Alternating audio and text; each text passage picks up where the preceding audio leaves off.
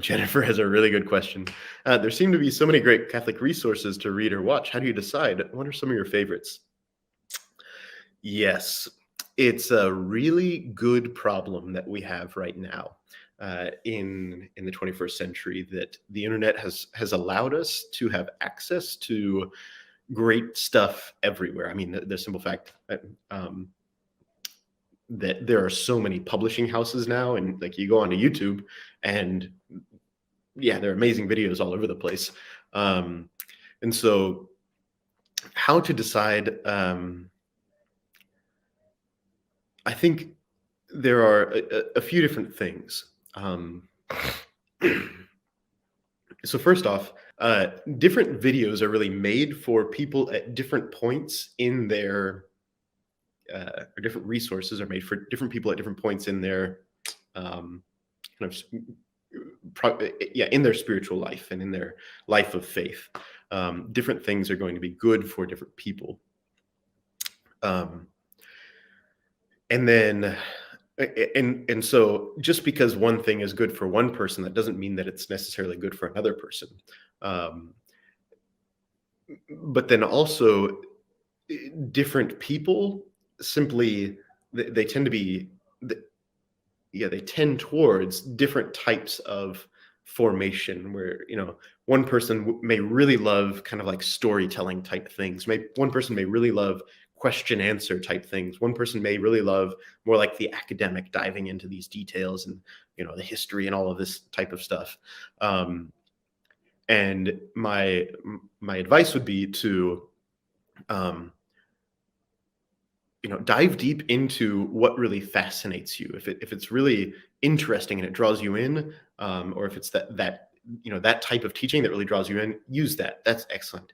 Obviously, don't restrict yourself to that. We want to be diversified as well. We want to be able to speak about the history, and we want to be able to speak, kind of tell the story of salvation, and we need to be able to answer questions, and so all three of those are important.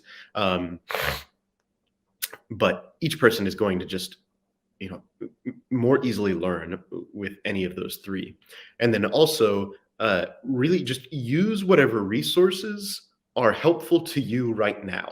And so one thing that I think we can fall into very easily is, we'll really love one particular person or one particular speaker or one particular, whatever it may be, one particular channel.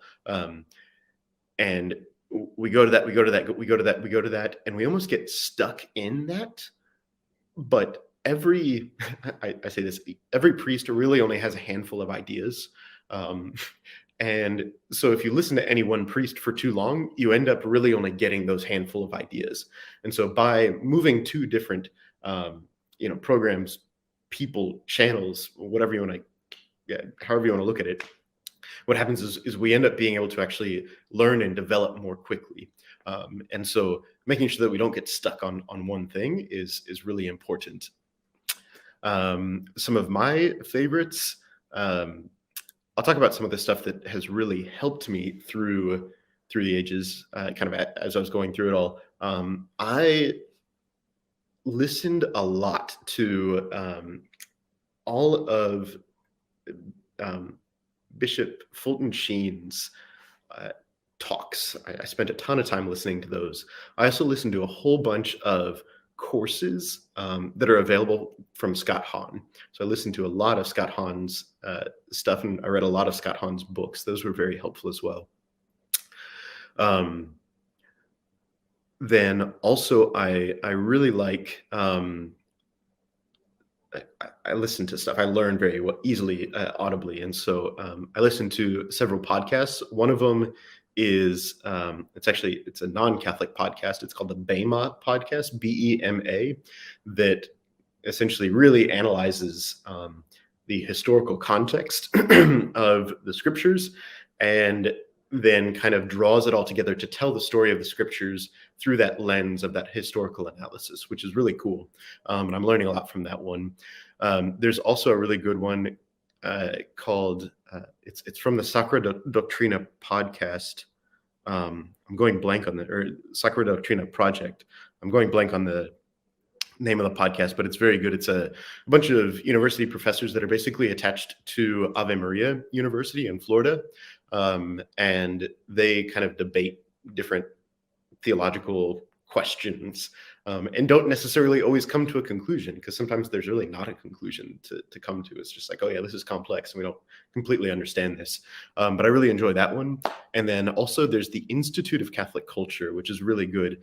It has something like, yeah, I mean, they're an hour long, and they bring in professors to give these lectures, and the podcast is just recordings of the lectures, and they're really phenomenal. There's some of the experts on all these different fields, touching on Catholicism. So it does, morals and doctrine, and it even talks about kind of like politics type things and history and cult. Yeah, it's just super interesting. I really enjoy it. So that's another good one that I like a lot. One, to make a shameless plug, I suggest everybody check out Catholic Bites podcast, BYTES for the Bites.